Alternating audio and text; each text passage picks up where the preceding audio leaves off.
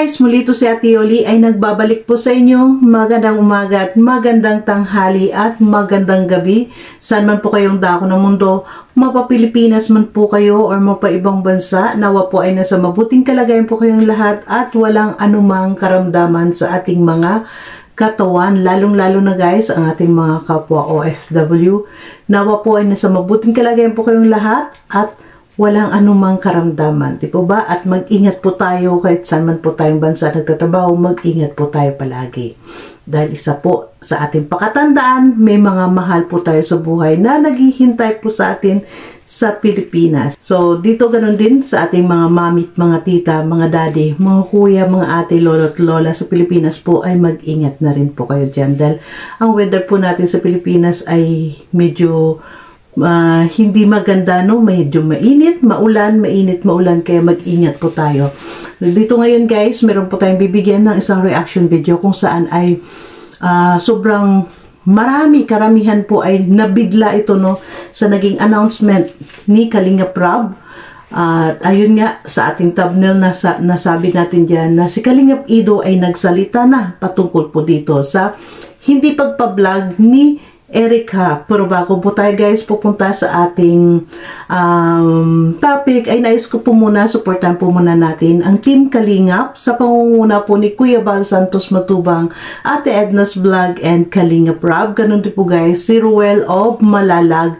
Supportan po natin guys, ito po guys ang kanilang mga hadikain na makatulong po sa ating kapwa. Supportan po natin sila guys at huwag po tayo mag-skip ng ads sa kanilang mga bawat video upload dahil po ay sa hindi po natin pag-skip ng ads ay nakakatulong po tayo sa paglingap po nila sa ating mga kapwa Pilipino. Ganun din po ay makiusap na rin po si Ate Yoli's Vlog. Sa mga hindi pa po nakapag-subscribe kay Ate Yoli's Vlog, please do subscribe my channel Ate Yoli's Vlog. Ayan. At paklik na rin po guys ng inyong notification bell. Bawat video upload po natin ay ma-notify din po kayo. So, dito ang ating ang ating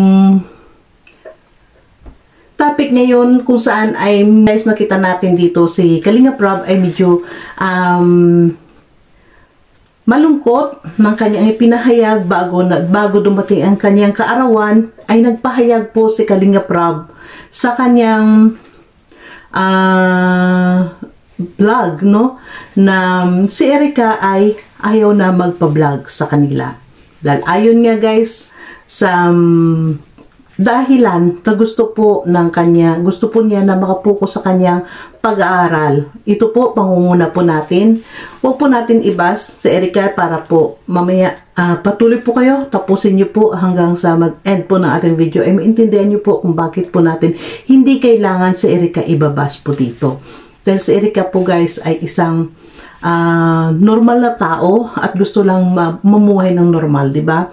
Pero dito, bago po tayo patuloy na magdiretso po tayo guys sa ating komento dito, no, nais ko po muna, pakinggan po muna natin guys, video, itong live kanina ni Kalingap Ido, no? May live kanina si Kalingap Ido, nag-live na siya, nagsalita na yun nga, sabi nga dito kanina ni Kalingap Ido, marami ang tumatawag sa kanya, pero hindi niya na po daw sinasagot dahil gusto niya, isang pagsagot niya lang na ayun nga ay mag-live nga siya, no? Dito, nag-live, pakinggan po natin bago tayo, ayun, maiksi lang po ang kukunin natin, napaka-importante, pakinggan po natin bago po tayo magbigay ng atin din pong komento dito sa kay Kalingap Ido at kay Erica, di po ba? So, samahan niyo ko guys, pakinggan po muna natin. Una sa lahat, happy birthday kay Kalingap Prab. Yan, binati si Kalingap Prab. Ito po guys, no? Pakinggan lang natin bago po tayo magbigay ng komento, audio clips, no? Para hindi na tayo mag-ano ng maraming basta, pangatlong ano na ito, pagtutong taon namin magkakasama nila. Yan,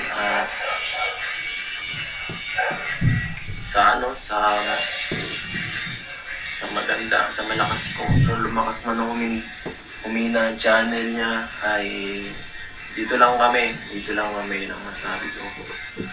Yun nga guys, no, alam natin, so umpisa ni Kalingap Prab ay kasama na talaga si Kalingap Ido.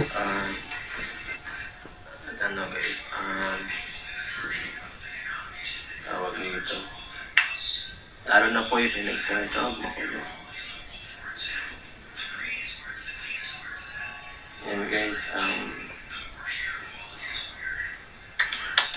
lalo na po ngayon yan, puntahan na mo si Kalinga Prab, Kuya Bal po, at Edna Vlogs. Medyo, ngayon, medyo ibang namin ngayon guys. Ibang, ilang araw na po kaming medyo na parang na malungkot. Yan. Totoo po yun yung yung vlog. Yung vlog last day. Last Friday yata yun, Friday. Totoo po yun. Kaya pag-celebrate ng 2.5 po mga kalingap, medyo malungkot kami. Tapos, birthday po medyo malungkot din. Ng konti. Ewan ko. Ang sama ng tiyempo eh. Sumabay dun sa occasion niya eh. Kaya medyo pero sabi ko sa kanya, minsan kahit anong mangyari kahapon, sanay na tayo sa ganito, may mga umaalis, may bumapalit na bago, di ba? Yan. Kaya,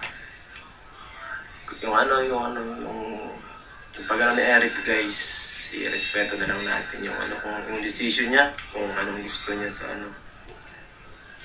kung gusto niya ng privacy or gusto niya hindi masyado ma-vlog or gusto niya mag-focus sa pag-aaral. Na lang natin, hayaan na lang natin siya muna sa gusto niyong tahaking yan, gusto niyang tahakin sa kanyang buhay guys, kasi hindi naman natin hawak ang kanyang pag-iisip, yung kanyang gusto.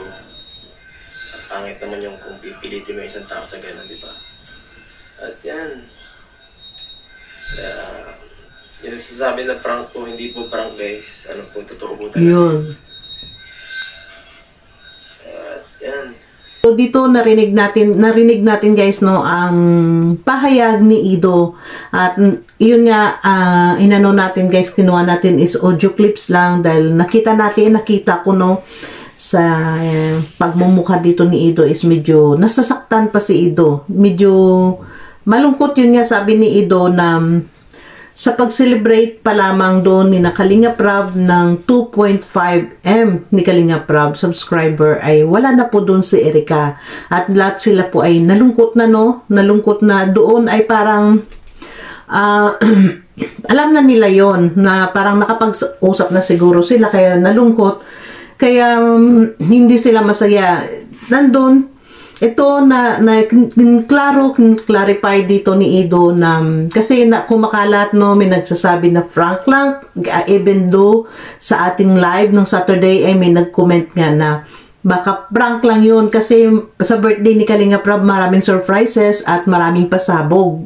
Iniisip pa rin ako personally nang sinabi na yun na sa birthday ni Kalinga Prab maraming pasabog, maraming surprises. Nang nag-comment din na sa prank lang yan, medyo naibsan din yung lungkot ko dahil syempre alam natin hindi prank lang yun din, pero dito is clarify na ni Ido nito ng tanghali dito sa Europe ay nakita natin yung nag-live si Ido na clarify niya dyan guys na yung pag doon ni Kalinga Prab pagkasabi na bawal na talaga, hindi na talaga si Erica magawa ng video ay hindi yun prank, kundi ay totoo po yun, maraming komento, marami ang mga taong komento dito na baka daw may mga behind na sa likurano na kung bakit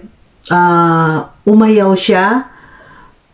Mayroon nagsabi na, marami tayo dito masabi na baka daw, pero doon guys, kahit nasa live ni Kalinga Prab, doon din ganun din ang mga comment. Yun nga, ang sabi ni Kalinga Prab, wag po tayo guys conclude kaagad, Dahil syempre, ang pinahayag ni Kalinga Prab ay nang tinawagan niya si Erica, is nagsabi si dahil sana magbablog sila, 'di ba? Sabi ni Kalinga Prab magbablog sana sila, chinat niya si Ido at si Erica.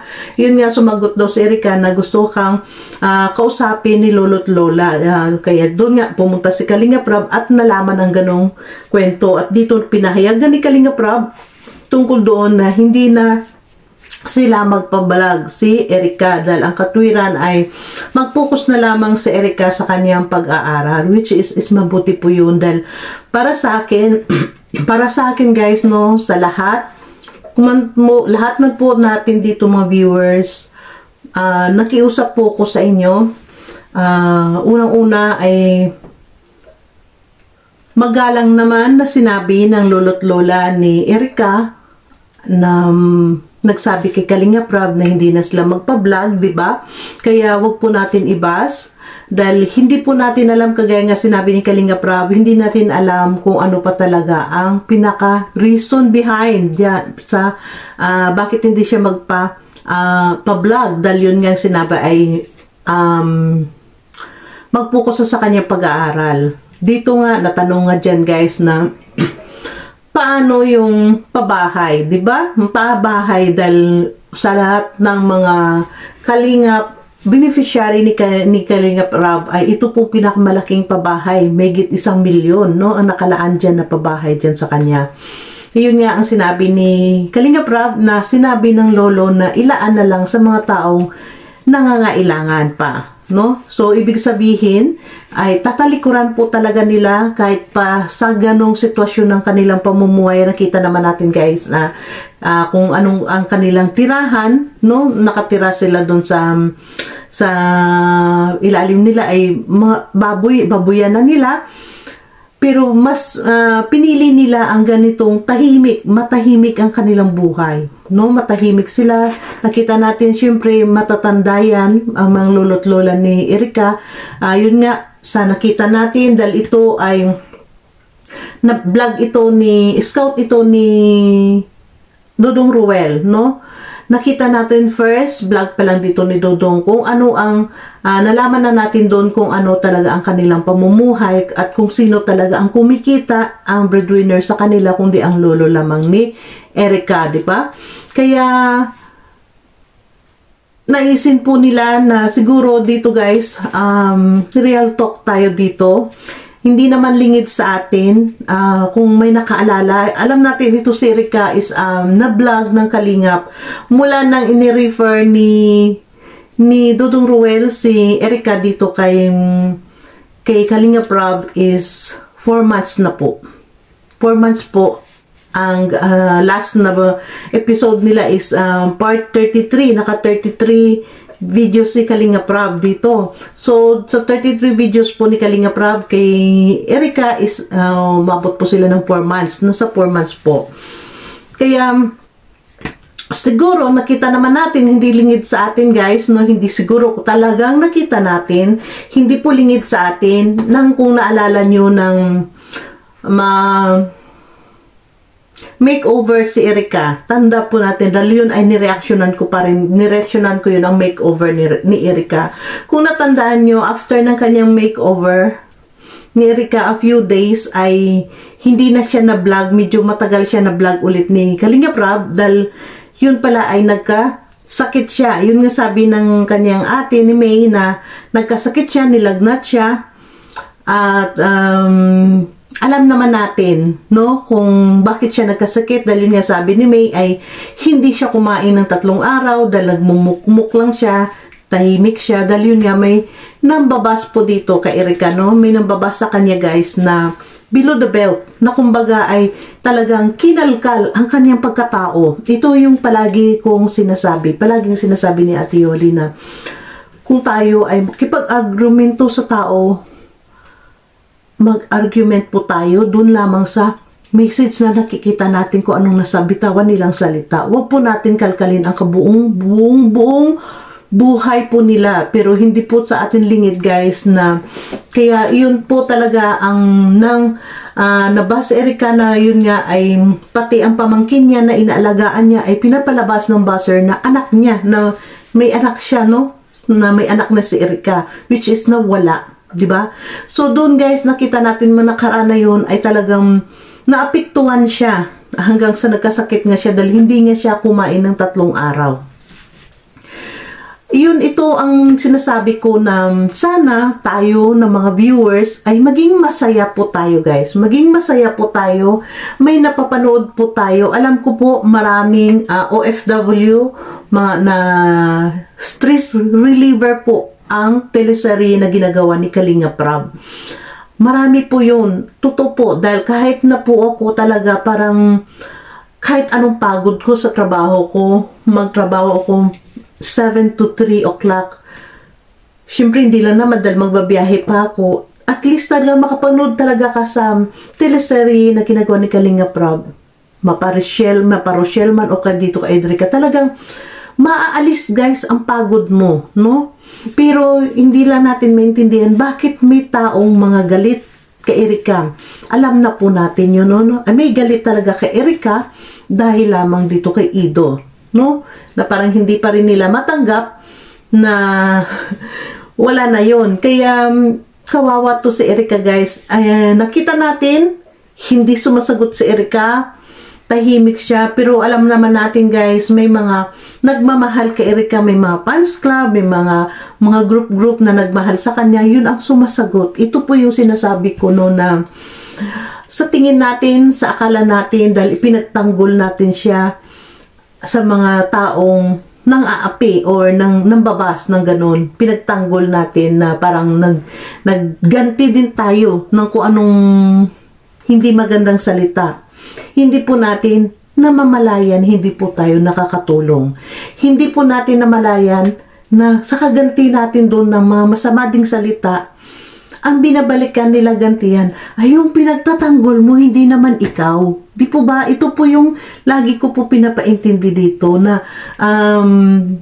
huwag po tayo mambas ng below the belt sa kanya dahil kung sino man ang ating pinagtatanggol, yun po ang babalikan. Di po ba?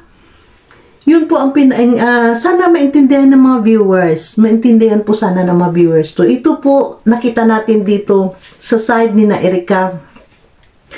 Mamalang na tama yung sinabi dahil nakita na rin natin nag-live ulit si Kalinga Prab nito, no? Kagabi na nito lang, ng gabi lang na sabi ni Kalinga Prab na huwag tayo mag-conclude sa usapan, sa mga salita na ganyan, dahil siyempre nakita natin guys, may mga nagko-comment doon na baka daw yung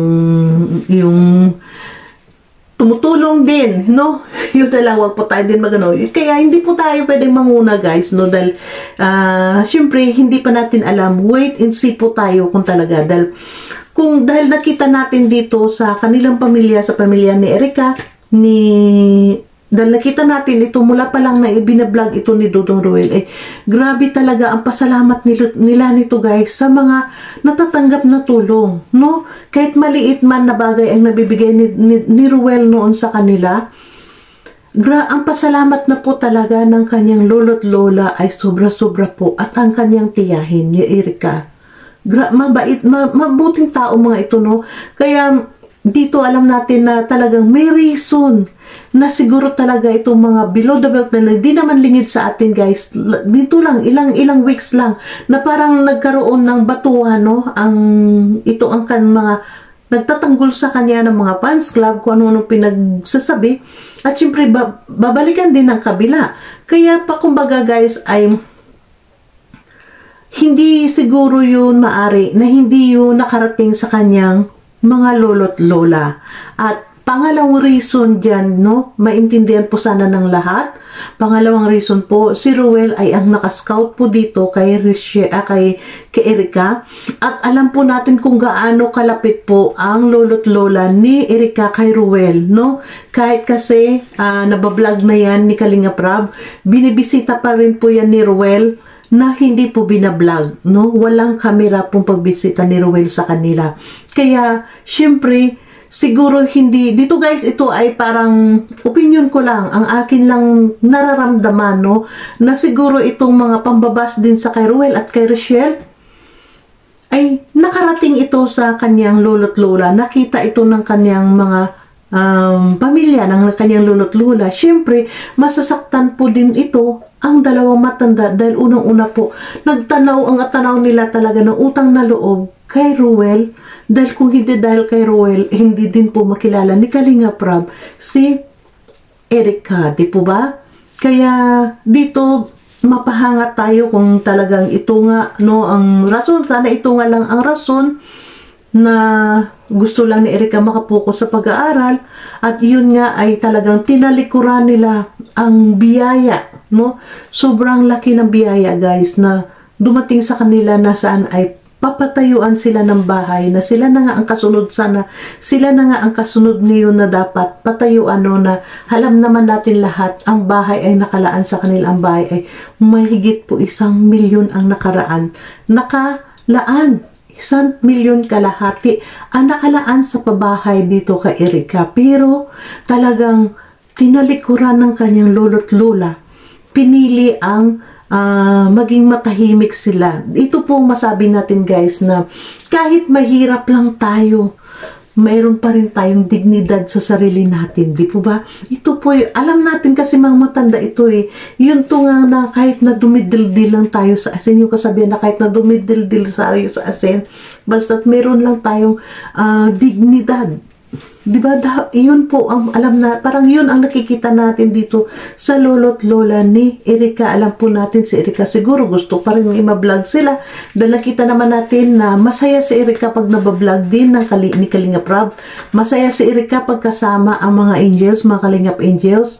Siyempre, nandun po ang respect nila Erica at ni May ng kanyang ate sa kanyang lolo't lola, na kung saan ay yun na halos ang nagpalaki sa kanila at yun nga ang breadwinner sa kanila nang hindi pa sila nagtagpuan ng Team Kalingap. Yun po yun, guys. Kaya sana ito ay maging lesson learned sa bawat isa po, sa atin na mga viewers, sa Team Kalingap, no? Maging lesson learned po sa atin ito, yung mga nangyayaring pambabas ng mga basher, no? Dahil hindi po talaga hanggang ngayon, hindi po natin, guys, maintindihan bakit nambabas sa mga subject ng Kalingap. At ang parang nakikita natin, guys, yung basher ay isang drawing lang, nag-iisa. Sana, para sa akin, sana hindi maging totoo yung nakarating din sa ating mga haka-haka, no? Sana hindi rin magiging totoo yun, na ang gusto lamang sumira dito sa mga subject ng Kalingap ay nasa loob lamang din ng Kalingap. Sana hindi po yung totoo. Cross my finger talaga, guys, na wag magiging totoo po yun, no? Dahil hindi iba yung parang hindi na kasi na hindi nawawala ang basher, na kahit gaano pa katindi ang pag-iingat ni Kalinga Prab sa kanilang mga subject, ay talagang ginagawan talaga ng butas, no? Sana kung ito man ang naging desisyon ni Erica, ay sana irespetuhin po natin lahat. Tayo po ng mga viewers, tayo po ng mga saan man team tayo na po napanig, sa team man tayo ng Idrain, ni Rina Panatic, team man tayo ng Rochelle, kahit sino pang team, respetuhin po natin ang desisyon ni Erica na maging tahimik ang buhay, no? Dahil hindi po natin, ito po ang nalalaman lang natin na reason na gusto niyang makapokus sa kanyang pag-aaral.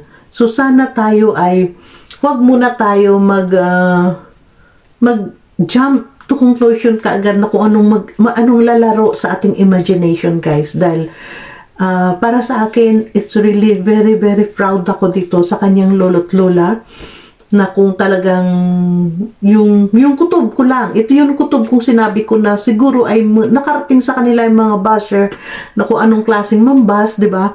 Na natakot ito rin, no? Natakot ito si lolo't lola na darating ay sumubra pa ang pambas sa kanyang apo.